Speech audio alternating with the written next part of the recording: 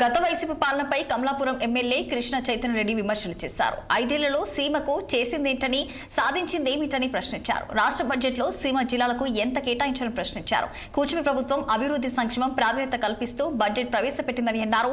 భావితరాల భవిష్యత్తును దృష్టిలో ఉంచుకుని బడ్జెట్ ప్రవేశపెట్టామని చెప్పారు. అంతకుముందు ఆయన కడప నగరంలోని 37 మంది లబ్ధిదారులకు సీఎం సహాయక నిధి చెక్కుల పంపిణీ చేశారు.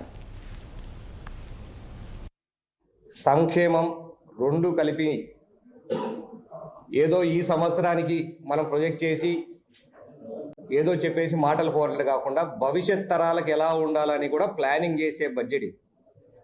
ముందు అంటే 2047 స్వర్ణాంధ్ర దిశగా పోవాలనంటే దానికి అడుగులు ఇప్పటి నుంచి వేయాలనే దానికి అనుగుణంగా బడ్జెట్ బడ్జెట్ తయారు చేయడం జరిగింది. అన్నీ ఈరోజే మాటలు గారు ఈరోజు కథలు చెప్పి వదిలేసే పరిస్థితి లేకుండా మన భవిష్యత్ తరాల వాళ్ళ భవిష్యత్తును దృష్టిలో పెట్టుకోవడం చేయడం జరిగింది.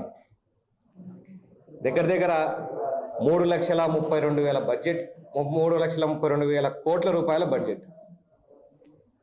ఇంత బడ్జెట్ రాష్ట్ర చరిత్రలో మొదటిసారి పెట్టారు. ఏదో అంకెల గారడి అని ప్రతిపక్షం చెప్తా ఉంది, కానీ అంకెల గారడినా చేతలతో చూపించేది అనేది ఈ సంవత్సర కాలం తెలుస్తుంది. ఎందుకనంటే గత సంవత్సరంలో మీరు